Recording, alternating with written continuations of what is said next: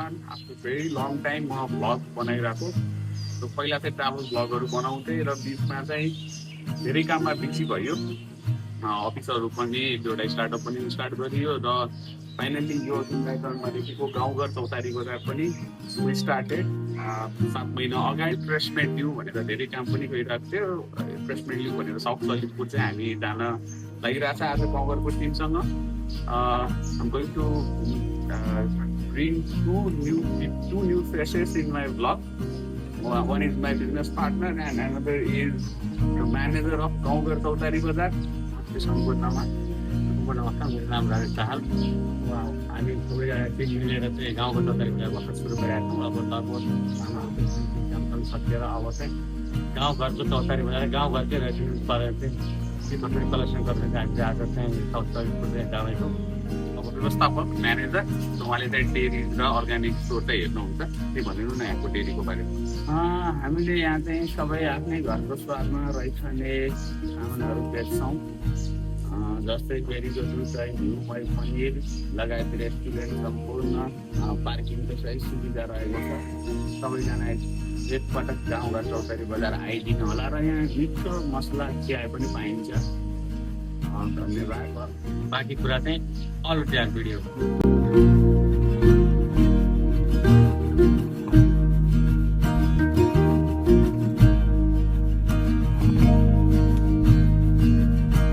यहाँ मार्टमा आएर चाहिँ केही बाटोमा केही भोक लाग्यो भने खानको लागि चाहिँ स्टफहरू लिँदैछौँ।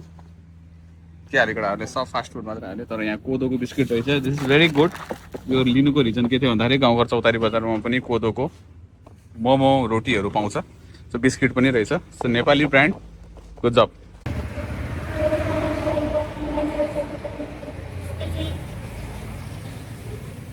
माधव आउने बेलासम्म चाहिँ विल वेट। अनि उसलाई चाहिँ लिनै पर्ने मान्छे हो किनभने उसँग ड्रोन छ।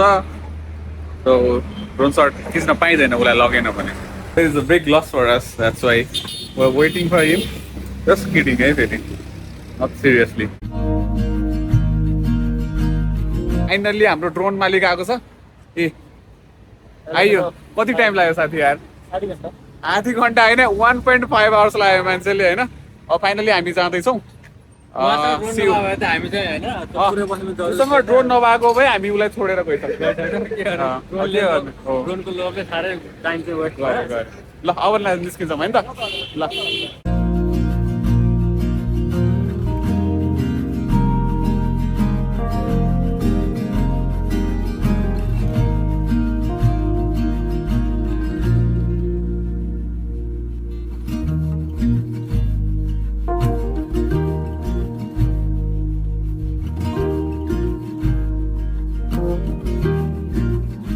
यहाँ चाहिँ केबल कारको स्टेसन बन्ने रहेछ यो छपेलीमा। म देखाउँछु।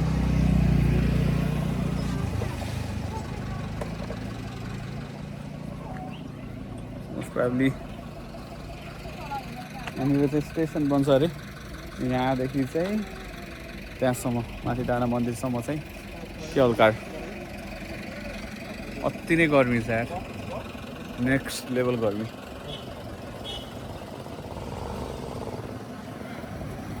अब हामी एकछिन यहाँ खाजा खाएर एकछिन ड्रोन उडाएर अनि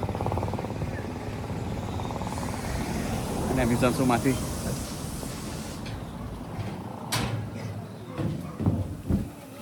1 आवर लाग्यो नि हामीलाई यहाँ आउनु। 1 आवर लाग्छ। अब 1.5 आवर माथि आउने। एकछिन यहाँ चाहिँ ड्रोन उडाएर यहीँ अगाडि बन्दै रहेछ कि स्टेसन। सो यहाँ अगाडि बन्दै रहेछ होइन। 1.5 आवर्स जति लाग्छ अरे। अब माथि डाँडा पुग्न भन्दैछन्। अब खाजा खाएर जाने। गाइजहरू हातसाथ हुँदैछन्। अनि हामी चाहिँ यो तल देखेको योहरू चाहिँ एक लट ड्रोन उडाएर चाहिँ will go to our destination.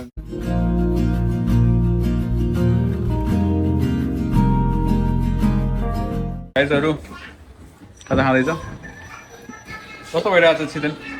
एकदम मजा आइरहेछ। धुलो पिठो खाएर आइरहेछ। धुलो त वाइल्ड है। यस्तो राम्रो हुँदैछ। पोजिटिभ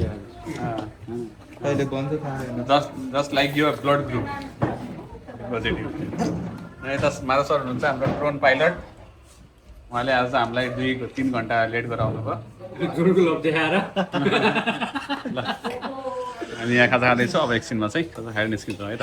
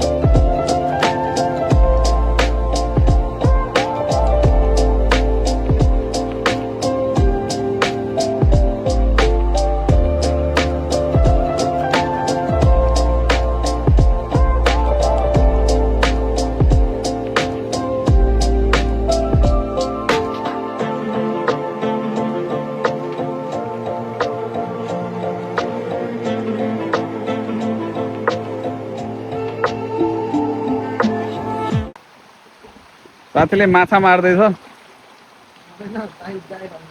कोकको माछा माछा भेटायो। यहाँ अर्को चाहिँ हाम्रो बडी बिल्डर पेटभित्र गइहाल्यो क्यामेरा देखाउने बित्तिकै। जिमर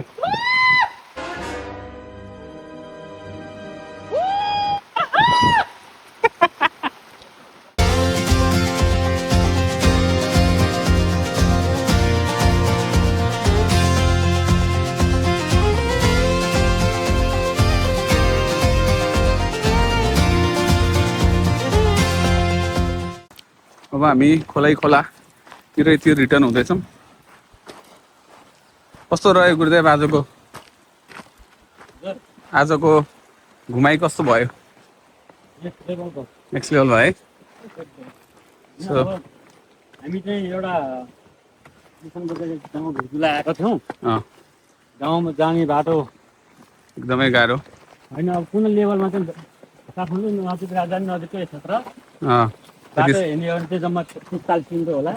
इमेजिन एकदम विकट कर्णाली त कर्णाली चाहिँ धेरै चाहिँ विकास भइसक्यो होला, तर अलिकति त्यति विकास नभएको रहेछ होइन बाटोले गर्दा। भन्ने आज थाहा होइन। होइन थाहा त धेरै पहिला थाहा थियो, आज खुद भोगियो। यात्रा कहाँ गएर स्टप नेक्स्ट? यहाँ नजिकैको लोकल मान्छेसँग हामीले केही न केही एउटा प्लानिङ सहित चाहिँ कुरा गर्ने प्लानिङ गरिरहेको छौँ। र सँगसँगै हाम्रो त्यो एउटा स्कुलको सरकारी स्कुलमा रहेका छात्रहरूलाई चाहिँ काम गर्ने खालको चाहिँ कसको तर्फबाट? गाउँघर चौतारी बजार, रेन्ट एसिभ ब्रान्ड र सँगसँगै किवानिज क्लब र जेसिसबाट पनि केही न केही हाम्रो सहयोग भएको छ। त्यो चाहिँ हामी प्रोभाइड गराउँछौँ। नाइस। अब रिटर्न हुँदैछौँ। खोलामा स्विमिङ गरियो, नेचुरल स्विमिङ पुलमा। त्यहाँ चिप्लेर खुट्टा दुखिरहेछ, सानो ढुङ्गा रहेछ। अब हाम्रो त्यहाँ बाइक रोकेको छ। अब हामी फर्किँदैछौँ। बाटो एकदमै गाह्रो छ। अब एकछिन चाहिँ 20-25 मिनट्सको बाटो चाहिँ एकदमै सानो भेरी न्यारो रोड छ, ढुङ्गाको। यहाँ फेरि सुक्खा पहिरो पनि आउने रहेछ, ल्यान्डस्लाइड। सो पानी परेको बेला चाहिँ आउँदैन अरे, घाम लागेको बेला चाहिँ आउँछ अरे। सो इन्ट्रेस्टिङ बाटो हो। सो यहाँसम्म इजी छ, तर यहाँबाट चाहिँ रक बिचको रक फोडेर गराइरहेछ। सो ल्यान्डस्लाइड पनि आउँदो रहेछ। So dry landslide. अनि हामी त्यहाँ भएर माथि जाँदैछौँ। ल हाम्रो साथीको पेट पनि घटिसकेको छ अहिले, लगभग बराबर भइसक्यो तिम्रो मेरो होइन। के बोले भाइ?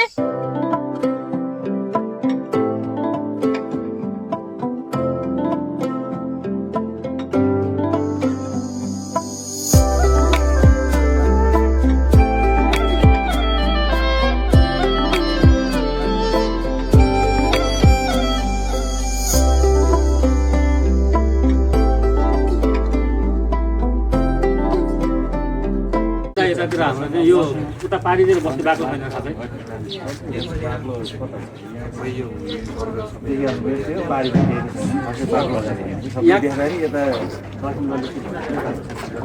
अनि यहाँको मान्छेहरू चाहिँ बस्न सडा जाने कारणले के त किन यो असुविधा किन अब रोडको समस्या धेरै जस्तो चाहिँ परिस्थितिको कारणले रोडको शिक्षा स्वास्थ्य टाढा पनि होइन कि यहाँ सिँचाइ लागि भनेर पनि त्यस्तो चाहिँ होइन बर्खा टाइममा मात्र अलिकति बर्खा टाइममा चाहिँ अलिक रोडहरूको समस्या हुन्छ आफ्नै सुविधाको लागि अब जसलाई जहाँ पाएको पर्छ त्यहाँ जान्छन् मान्छे होइन किन चाहिँ जान्छन् भन्ने कुरो होइन आफूले जहाँ उसलाई पाएको पर्छ जहाँ आफूले सुविधा जस्तो लाग्छ त्यहाँ जाने मान्छे नभए बाँड्ने यसो बसिरहेको छ अहिलेसम्म छँदैछ अनि यो बाटो चाहिँ यो बाटो चाहिँ कहिलेदेखि खुलेको यो चाहिँ मोटर पक्रिएको मोटर कति भएको त अब 3-4 वर्ष भयो यो ढला नै भएको छ यो खुल्या चाहिँ अब अलिक पहिले भयो 10-20 वर्ष जस्तो भयो अनि यतातिर चाहिँ गाई भैँसी पालनहरू कृषि कामको लागि पनि त के राम्रो हुन्थ्यो होला नि कृषिको लागि त राम्रो छ कृषि हो यहाँ बाँकी रोगले गर्ने गाडी दुध जाँदा जान्छ दुई गाडी तर यो डाँडामा चाहिँ खासै देखेको यहाँ चाहिँ छैन भौगोलिक अवस्था चाहिँ अनि त्यसलाई चाहिँ अलिकति के यो विकास गर्नलाई अनि के प्रविधि के अरे यो विकासको पूर्वाधारहरू के ल्याएको छैन त्यो बजेट बनाएर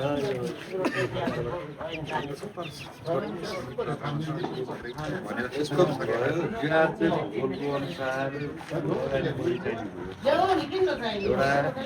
यहाँ घर छ एउटा त्यहाँ घर छ एउटा त्यहाँ वास्तविक बस्ने बस्ने यहाँ गाउँघरमा हुँदैन पुँजी चाहिँ बढी चाहिन्छ लगानी बढी विकासको गाउँमा छैन तराई जस्तो त्यो अलिकति खोलेर ट्याक्क हुने ठाउँ पनि होइन यहाँ कस्तो छ भने 20 वर्षदेखि काम गर्ने हाम्रो यो दुध सम्बन्धी काम गर्ने मान्छे ठेगार यहीँको हुनुहुन्छ क्या घरै हो पहिला घर अनि यो गरेर चाहिँ कम्पिटिसनको मार्केट प्राइस चाहिँ बढाएर गर्न सक्यो भने सम्भावना छ त्यही प्राइसमै दिन सक्ने सम्भावना छैन ल क्लियर हामी नै दिँदैनौँ नि हो कि होइन अनि यहाँ चाहिँ मुख्य चाहिँ गरेर चाहिँ के उत्पादन हुन्छ तरकारीहरू नै तरकारी इस्युसो मुन्टा विशेष सानीबाट हो ललितपुर तरकारी त राम्रो ठाउँमै यही चाहिँ यही नै हो काँक्रा फर्सी त्यो अनुसार अनि त्यहाँ चाहिँ पानी अनि तल चाहिँ पानीको जम्मा गरेर चाहिँ पानी लगाएर चाहिँ त्यो चाहिँ कहाँको अनि त्यसले गर्दा चाहिँ अरू हाम्रो कृषियोग्य जमिनलाई चाहिँ अरू बढा चाहिन्छ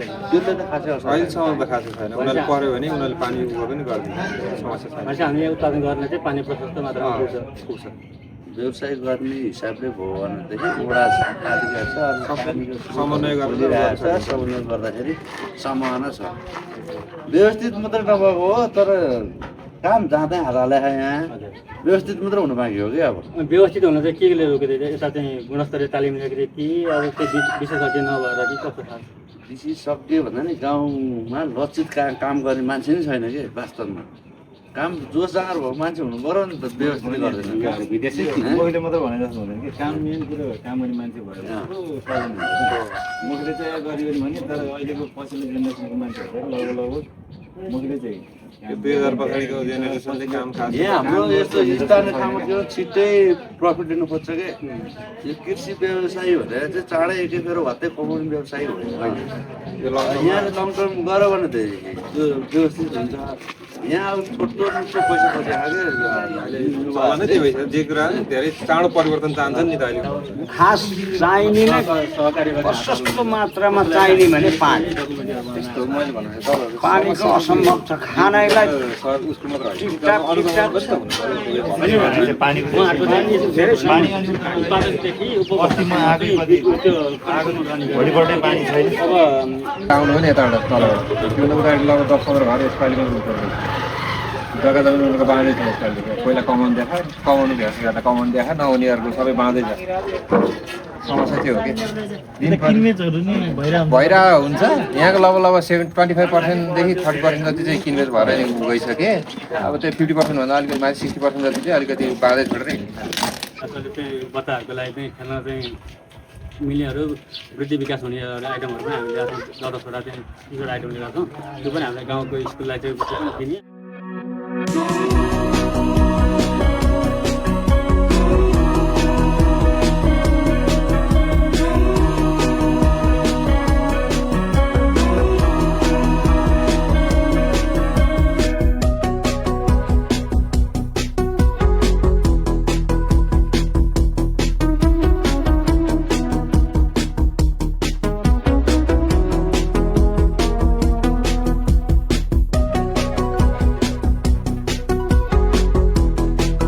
अहिले चाहिँ हामी ललितपुरको भट्टे डाँडाको राडार रहेछ त्यहाँको भ्यू हेरेर चाहिँ फर्किँदैछौँ।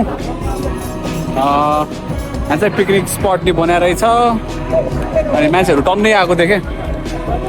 प्लेन हाइको माथिबाट जाँदो रहेछ टिआइएमा। अब यहाँ पछि चाहिँ हामी खाजा खान्छौँ। एकछिन विश्राम लिएर चाहिँ विल हेड टुवर्ड्स गङ्गर चौतारी बजार, थापा गाउँ, बानेश्वर, लाखेचौर मार्ग। होइन गाइस, के छ कस्तो रह्यो माधव आजको ट्रिप?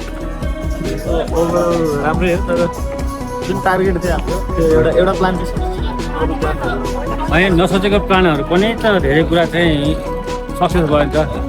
नसोचेको मजा लियो होइन। हाम्रो खासमा टार्गेट चाहिँ फेरि टु रिमाइन्ड दिस, हाम्रो टार्गेट चाहिँ त्यहाँ तल साउथ ललितपुरमा चाहिँ जग्गा लिएर क्याम्पिङ रिसोर्ट विकेन्ड स्केप गराउने प्लान थियो, तर बाटो यस्तो डिजास्टर थियो है। So we couldn't end up त्यो ठाउँमा पुग्न सकेनौँ। डिजास्टर भन्दा पनि काठमाडौँ नजिकको चाहिँ मनाङ मुस्ताङ जस्तो चाहिँ बाटो हामीले चाहिँ काठमाडौँ नजिक पनि पाउन सक्छौँ। 1 घन्टा 1.5 घन्टाको राइडमा पनि हामी चाहिँ नेक्स्ट लेभलको एडभेन्चर चाहिँ राइड लिन सक्छौँ हामीले धेरै कुरामा। र लोकल टुरिज्मको लागि धेरै कुरामा चाहिँ हामीले चाहिँ धेरै कुरा सम्भावना खाने भएको ठाउँ ललितपुर, धेरै कुरा आउनेवाला छ, आउँछ पनि प्रभाव। ल विथ दिस अब हामी खाजा खान जान्छौँ एकछिन तल, त्यसपछि चाहिँ सो विल स्टप एकछिनमा। भट्टे डाँडामा चाहिँ आजको गाउँघर चौतारीको भ्लग चाहिँ एन्ड गर्न गइरहेको छु। सो यहाँ खाजा खायो हामीले, अब चाहिँ back to Kathmandu, back to regular life. गाउँघर चौतारी बजार पानी पर्न आँट्यो, सो एकछिन बस्न मन थियो तर पानी पर्न एकदमै धेरै पानी पर्न लाग्छ। सो हामीसँग रेनकोट पनि छैन। Now will go. So see you in next blog guys. Please do visit Gaungar Chautari Bazaar for the authentic organic Roithane food, dairy items and many more. See you in the next vlog. Bye bye.